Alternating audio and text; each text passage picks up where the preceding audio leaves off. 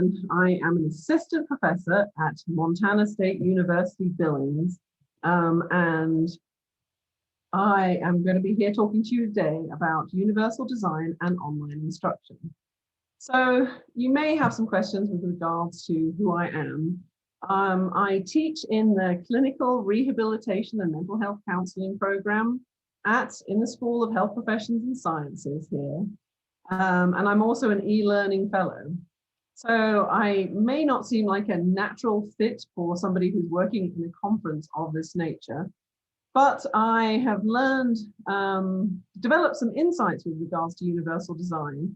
When I was working as an Americans with Disabilities Act coordinator back in Virginia, prior to coming here, I had started to kind of conceptualize the inclusive nature of universal design and how we could utilize it to effectively allow people to transition into different spaces in a more user-friendly way.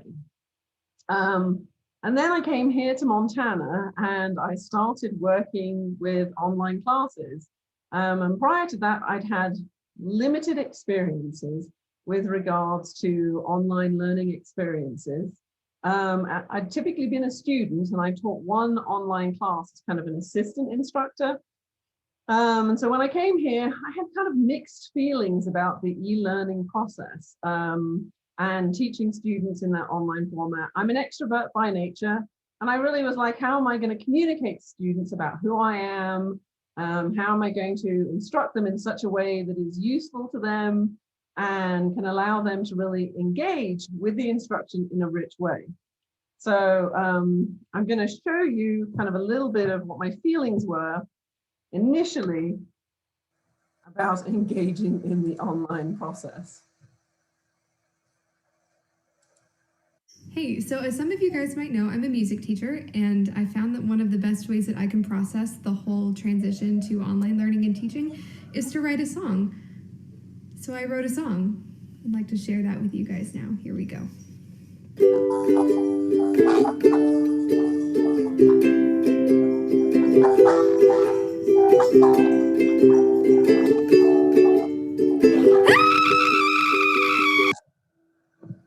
Okay. Hey, so as some with that in mind, I wanted to get a sense from the people who are participating in this conference today, what your experiences are with e-learning. So if you want to share via chat, and we can read that out loud, or if you want to talk to me about it, I'd be interested to hear a few of your thoughts with regards to your e-learning experiences.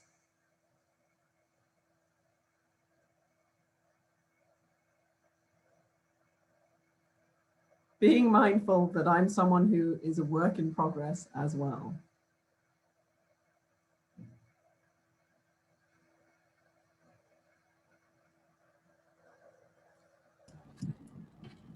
Paula, a few comments from the chat section here.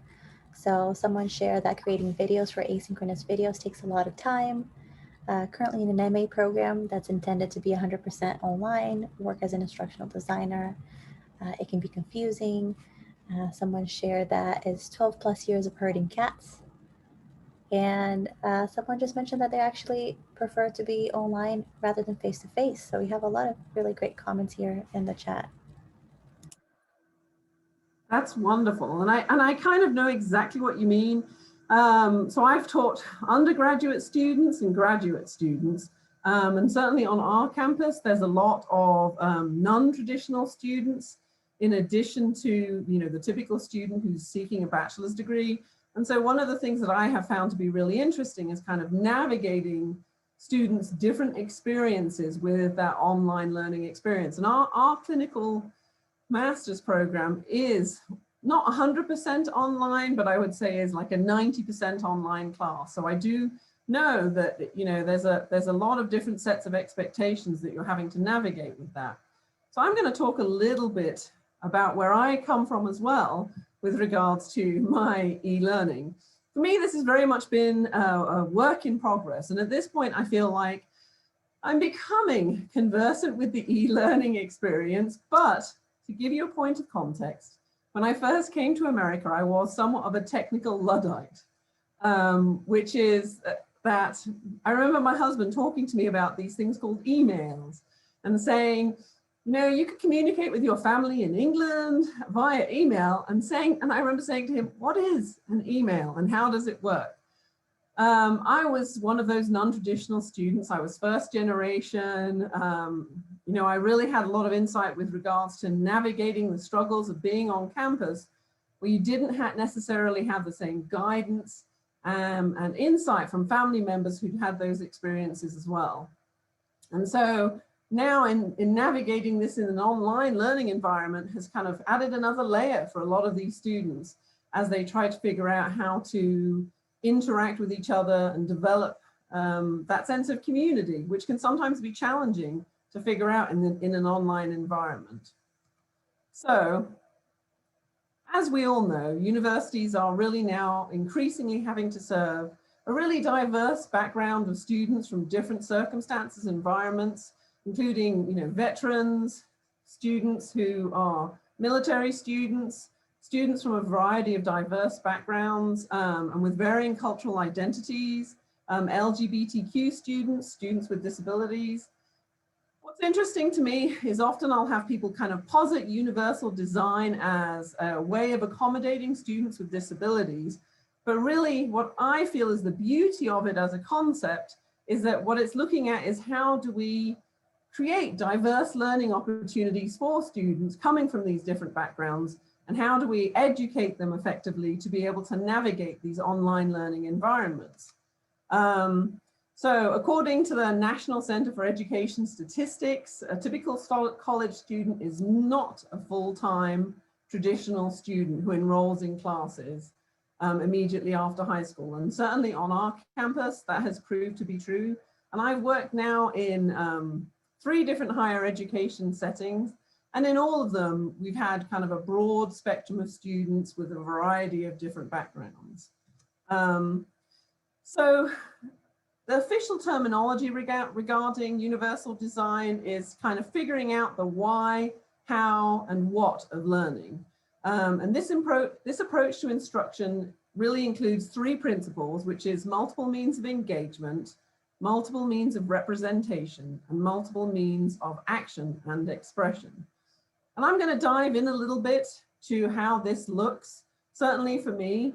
And I would really appreciate, as we go through this, if you have any insights that you would like to add or any questions that you would like to ask, please feel free to jump in or add something to the comments section.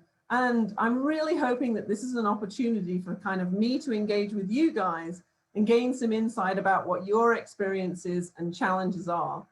And I will do what I can to try and address some of those. So, engagement. So student engagement can sometimes prove to be quite challenging. I'll hear a lot of faculty say to me, now that I'm working as an e-learning fellow, I don't feel like I'm making the same connection with students in that online format. And I'll also have a lot of faculty who'll talk to me about how it's difficult when the students' cameras are off, and you know, how do I know that they're paying attention? And so I found a variety of different ways in which I address that, which I'll get into a little bit as we move along. But I do really try to create interactive formats in the classes that I teach. When I was taking my master's, we had a very typical structure to our class, which was that there were assignments, there were discussion boards, and then there were tests. Now, we did have faculty who interacted with us on discussion boards, but there was a considerable kind of burden of time that was expected for students to really be able to engage in learning in those discussion board formats. But that's kind of where I came to the table with when I moved to MSUB, Montana State University Billings, was this kind of very traditional format of how to work with students online.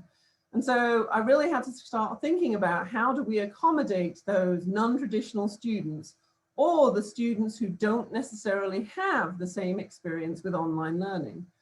Like in Montana, which is, you know, we have a lot of students who are committed to rural communities, maybe working on a ranch, working in different circumstances where engaging in an online community is ideal for them because they can still honor their home responsibilities while working in online classes.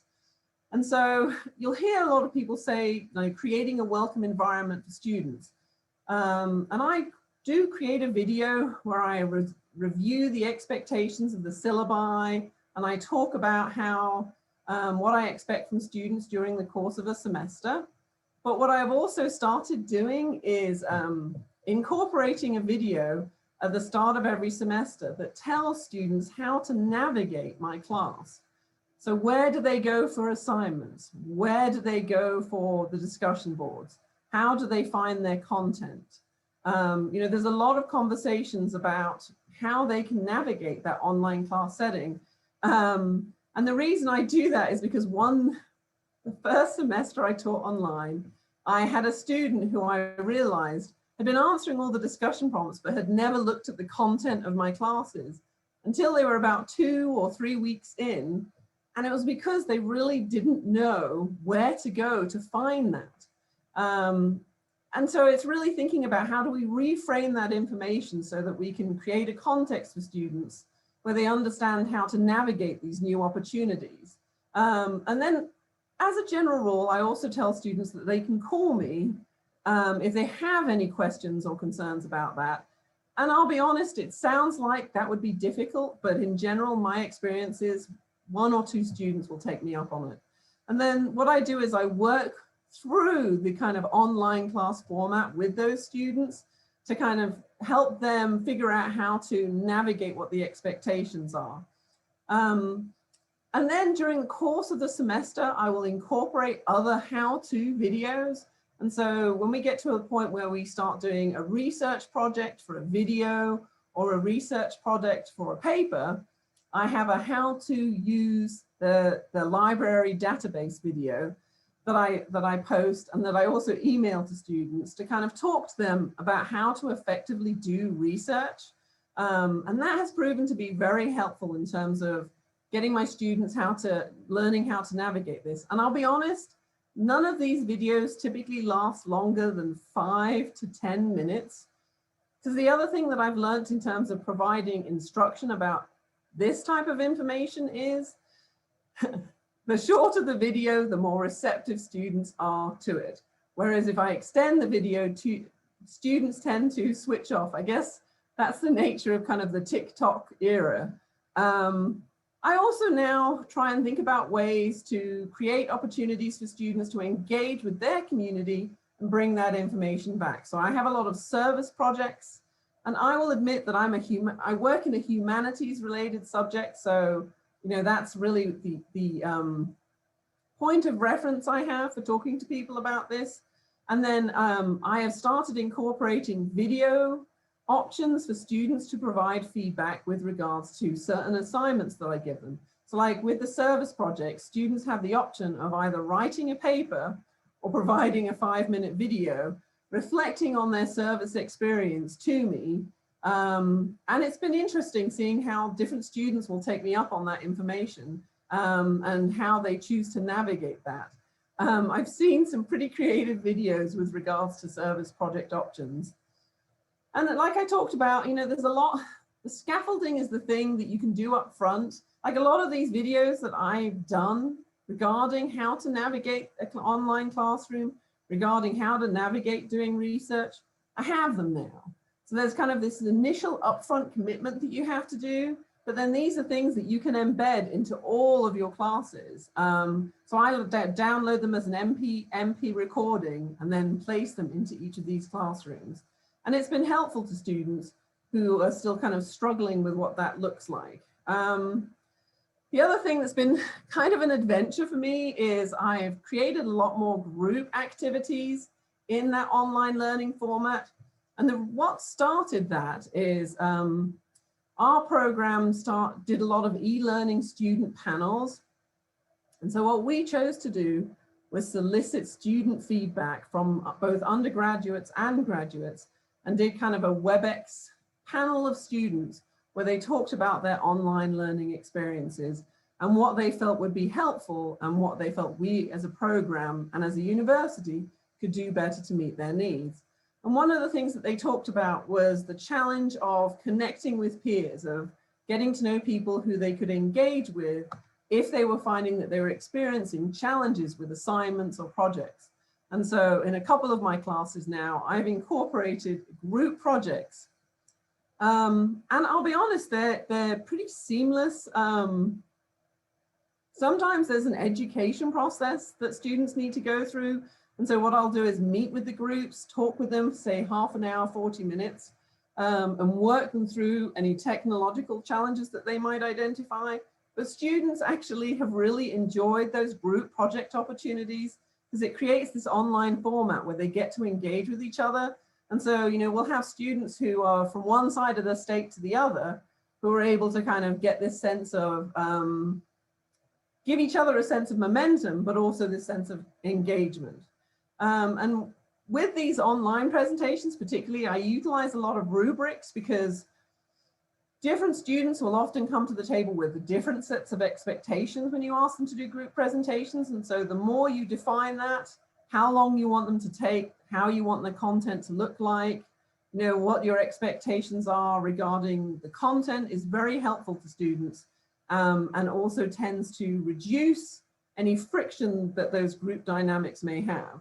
And then the other part of this is kind of representation. And so when we did these panels, a lot of the students talked about the fact that consistency was one of the more critical elements that helped them remain engaged in an online format. So students didn't like it when there were a variety of different deadlines, or if deadlines were changed, or if instructors threw in additional reading or assignments that weren't outlined. And that really goes back to that whole non-traditional students. Those that are working really try to time manage as tightly as possible with their work, with maybe their family or other commitments. And so as clear as you can be as an instructor, it really affords those students the ability to be able to meet the class requirements and engage, but also honor their other responsibilities, which with regards to student retention is something that we all need to be thinking about. I give students the option to meet with me via WebEx, call me on the phone, or communicate with me via email. And surprisingly, a lot of the distance students do like that kind of opportunity to have an online meeting with me. And they don't last longer than 10, 15 minutes, but it allows students that opportunity to ask questions, address concerns. I also use a lot of organizers, and I do a lot of highlighting in my syllabuses with regards to deadlines. I also reiterate through announcements and videos what students should be looking out for with regards to deadlines coming up. And then obviously the accessibility part of it. Most of you on campuses have access to resources such as, here it's called our e-learning department, but we have them do a lot of scans. There are links that you can also utilize to check PowerPoint accessibility if you have questions regarding that. For lower income students, I've started using open source textbooks for some of my classes, because that allows students who may be financially struggling to access curriculum and text without having to pay out larger amounts. And then a lot of our non-traditional students are paying their own way as they navigate graduate programs in particular, but some of them undergraduate programs as well. And so we as a program have tried to be more creative in identifying opportunities for our students to have some cost savings, as well as figuring out how to embed that into our class curriculum, where they can utilize like handouts. I use a lot of TED Talk videos, but information that allows them to reflect on similar content, but is relevant to what their needs are. Okay, so multiple means of action and expression. I think one of the things that's really important for me that has been kind of this work in progress is I had this very, I guess for want of a better way of putting it with this British accent, a colonial view of how students were supposed to provide effective communication to me. And so I've really had to kind of deprogram some of my colonial perspective in terms of how I provide supports to students.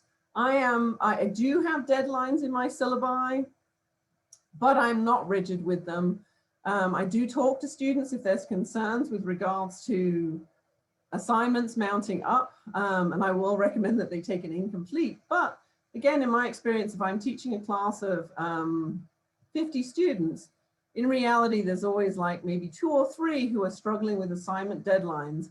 And what I've learned is, for example, here, there are students who have, because of the cultural dynamics that they're navigating, larger familial responsibilities. So for example, if a student is on the reservation, they may have limited access to Wi-Fi, but they also may have some familial commitments that they have to navigate.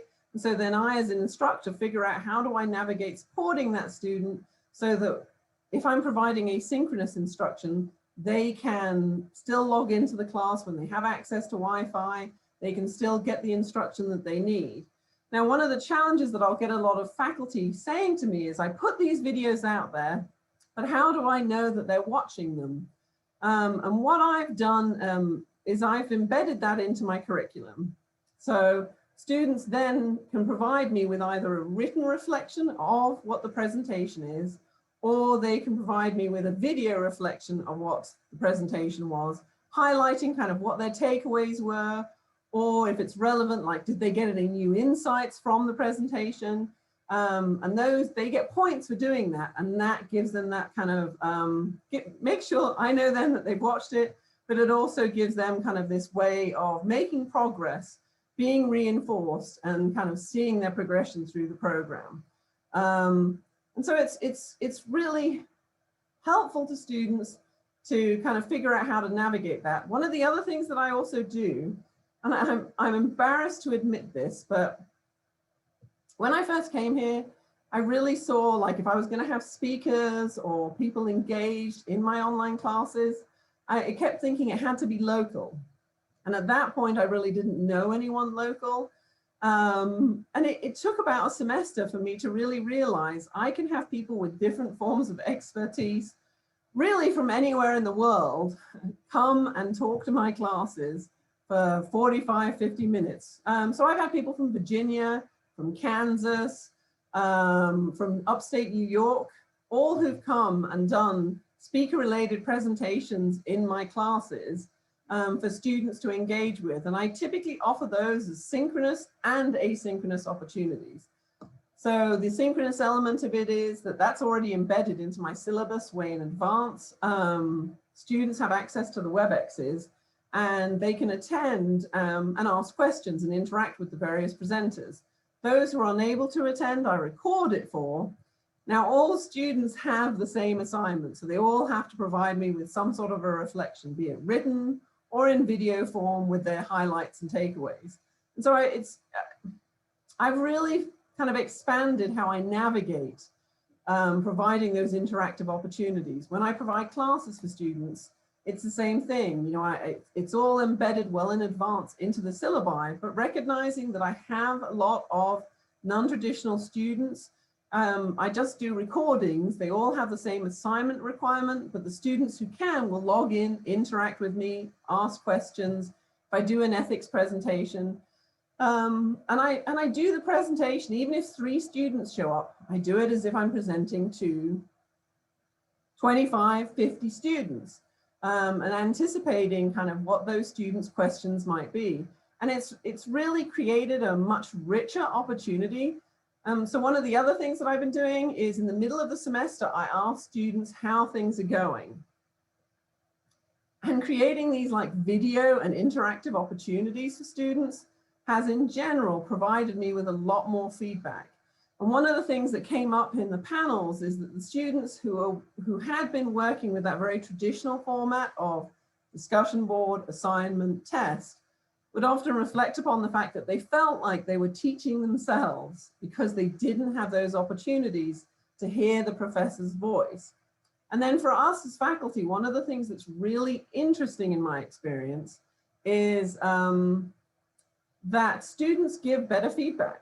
So if you're looking at your end of the semester evaluation, when students have a rich sense of who you are and what you can bring to the table in terms of instruction, particularly as you embed those feedback assignments, it allows students to start to think about how do I know this professor? How do I connect with them? And I've certainly seen my students' feedback change dramatically since I've kind of identified different methods and ways to educate them. So like I know I work with a learning fellow here who is a math professor, and he utilizes some online technology, but he also does a kind of reverse side screen board, and he does a lot of his math instruction using that board to give students opportunities to see him see the kind of the problem solving in action, but also then it gives them an opportunity to ask him questions. And he does that kind of synchronous and asynchronous format. And it sounds, so like when I initially kind of contemplated navigating this, it sounded like a lot more of a commitment of my time.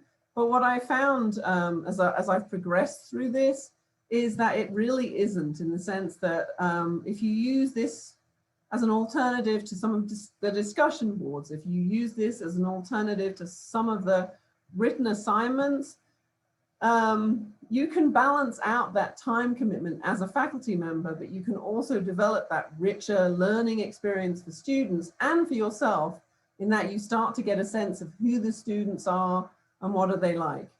Now, I will be honest about the group video assignments that I've done.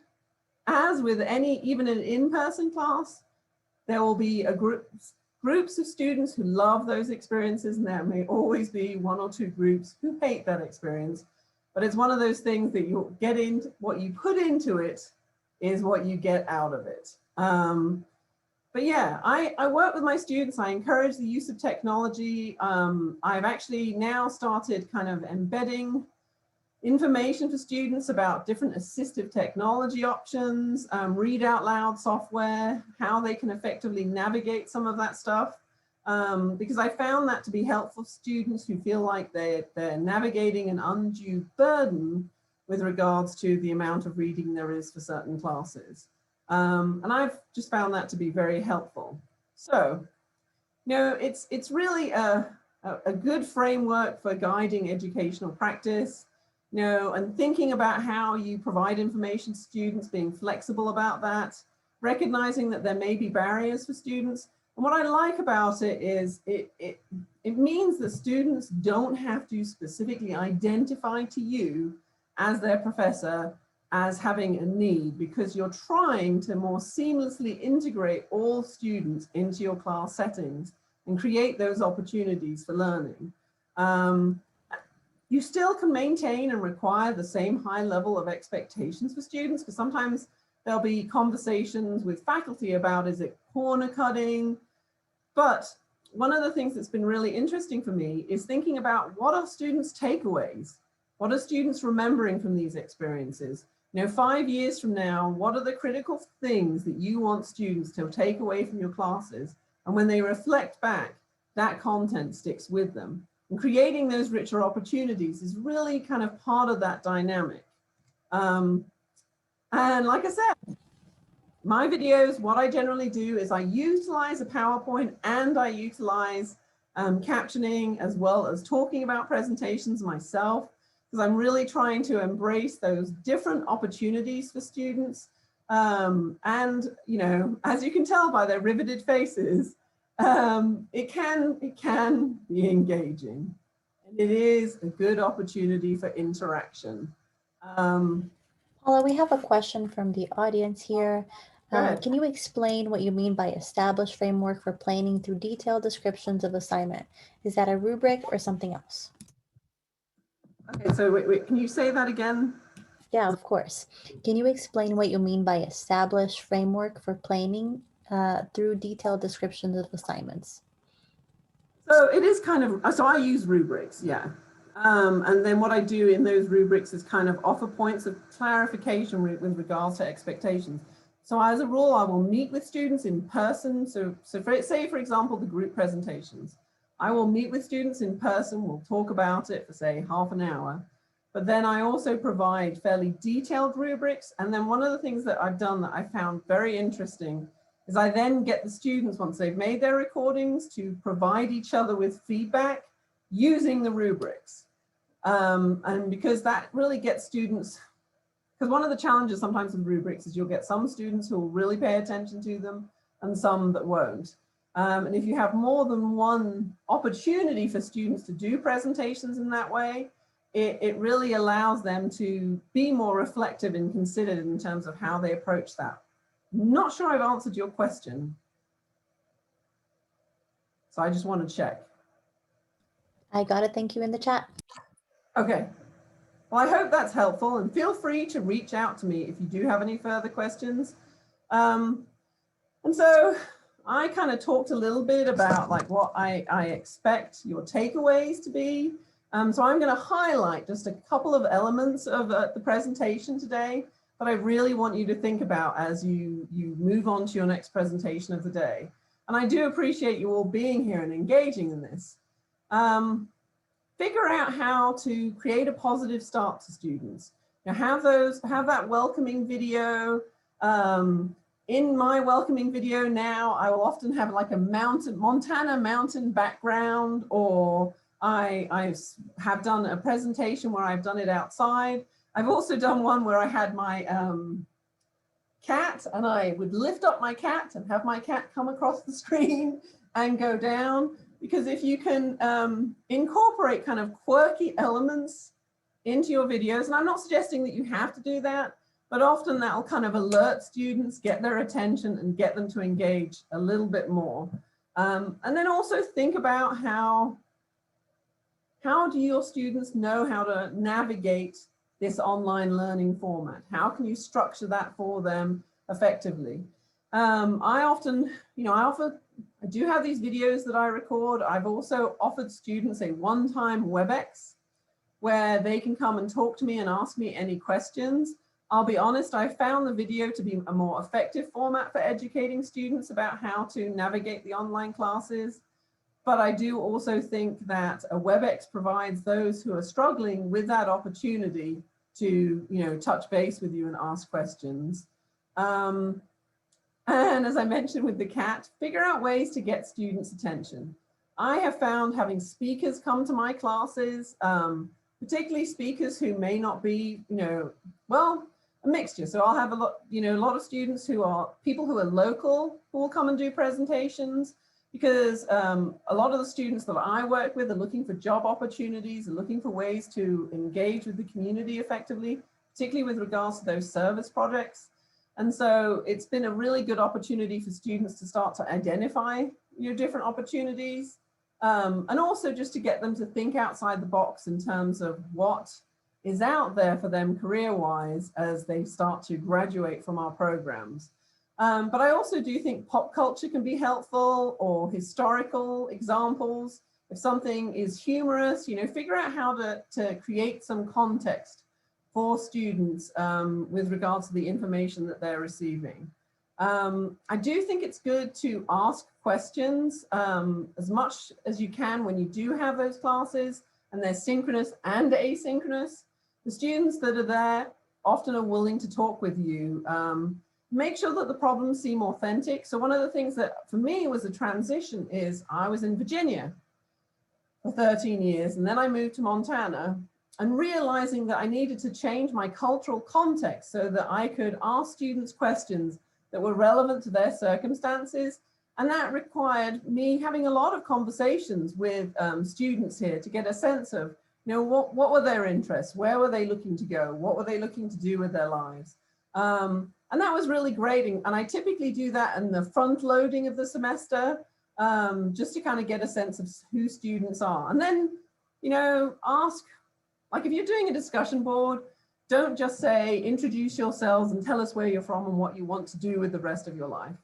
Ask them, I always think, get students to say something like a fact about themselves that nobody else knows, or tell me about, an interesting experience that you've had in your life, or just be more creative about identifying ways for students to talk about themselves is helpful. And then also, of course, always do it too. So if you're asking a question of students, put your own experiences in the mix of that. And then the other thing is, and this is self-evident to most of you, but in terms of getting students to engage and remain involved in a class, provide frequent feedback. So I do weekly videos where I reflect on what's working, what students are doing great. I also do a lot of encouraging them with regards to the progress that they're making. And then I talk about, what they might want to consider, what they need to know, or where they need to look for the next week's assignments and what my expectations are. And I found that really helpful to kind of center students. I also provide that in writing. And so I have kind of that dual format of what my written expectations are. I'll often throw something into the video that might not be in the writing, like a reflection about something that we're going to be working on. And this has generally been helpful in terms of getting the students to get a little more directed every week. Okay. And so you can see my example of that. One of the things that I've had to navigate in doing online learning is putting aside my own sense of pride and not as being as disconcerted with my appearance. I do closed caption all of my videos. One of the things that's worth knowing is the new PowerPoint, PowerPoint 10, I can't remember, has closed captioning available with it. And so I found that really useful in terms of when I'm doing presentations and recording them. I now utilize that new PowerPoint tool, and it does all my captioning for me and records it. Because I found kind of mixed results with some of the other formats that I've been using, in part because I have an English accent, and that does not always lend itself to the technologies available here.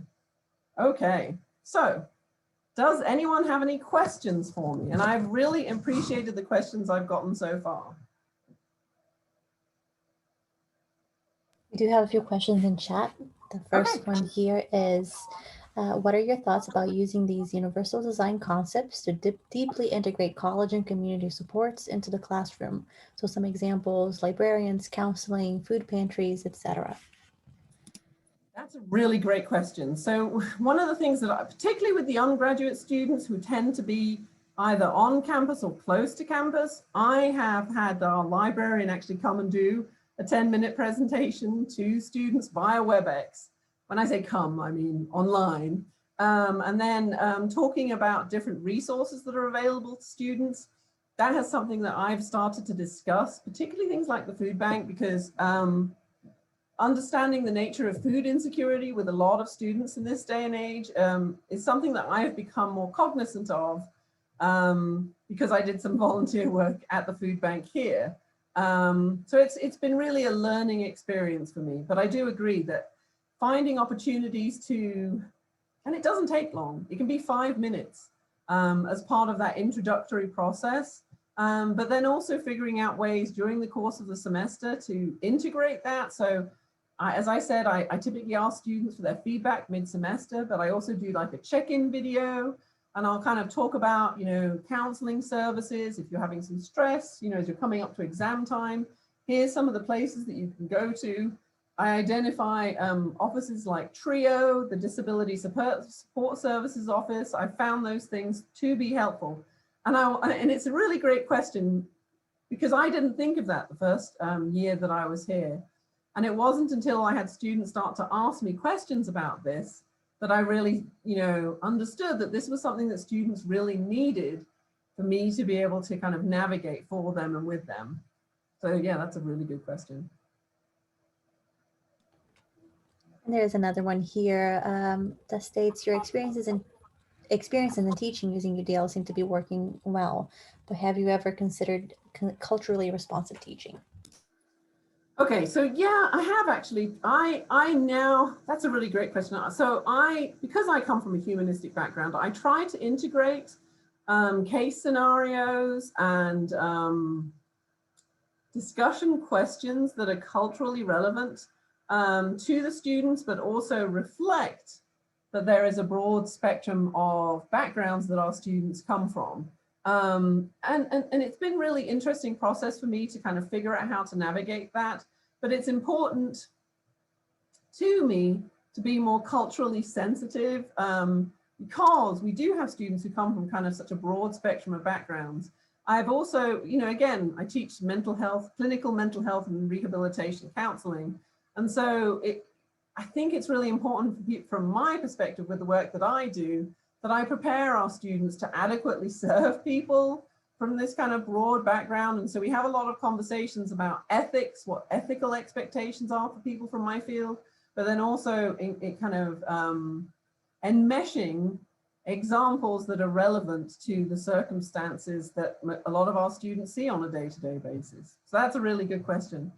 Thank you.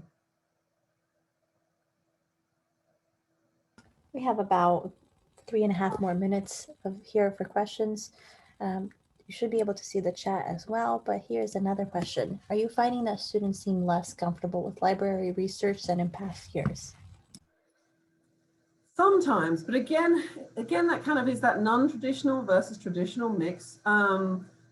It really depends on where the students have come from. So, and what access to technology that they have. And so I definitely, okay, so say for example, one of the things that I do now in my undergraduate class is rather than have students just write a research paper, I've created a structural thing where they build. And so I break their research paper into 4 sections, and each section is an assignment during the course of the semester in the class, because I was actually confronted with students, about a third of the class would write fantastic papers, about a third of the class would write okay papers, and then about a third really didn't know how to navigate the system. And so by breaking it into 4 sections, and I'd have them do the introduction, and then in my case, they were doing, there's a psychiatric rehabilitation paper. So the next section was like the etiology, what was the root of the illness, the history kind of behind it. And so what I do is work with students when I provided them feedback about how to structure that more effectively, what they should be looking for, and considering like research terms that might help them navigate that process, and breaking it into different sections. I'm not saying it has to be 4, it could be 2, it could be 3, but it allowed students that by the end of the semester to produce like a good paper that they'd actually researched, and keeping in mind that in reality, it was maybe like a third of the class that really needed that additional bit of scaffolding, and the rest of them were fine, or maybe needed a little finessing. But it really did help me work with students more effectively to be able to learn how to do this kind of work. So yeah, I think that's a valid question. Thank you.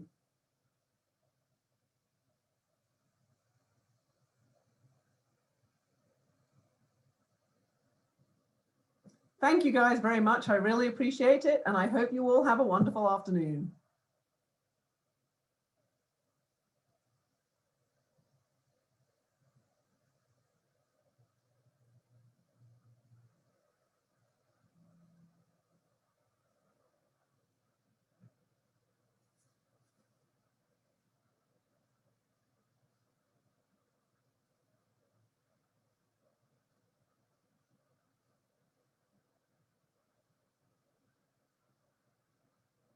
And we still have a few minutes for questions if anyone is standing by and wants to ask anything.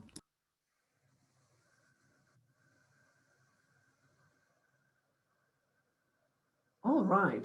Thank you so much for this opportunity. I really enjoyed it. And the questions actually gave me some like things that I would need to add to this presentation. So. Well, thank you for your presentation, and thanks for everyone who joined us. Yep. So do I just log off now?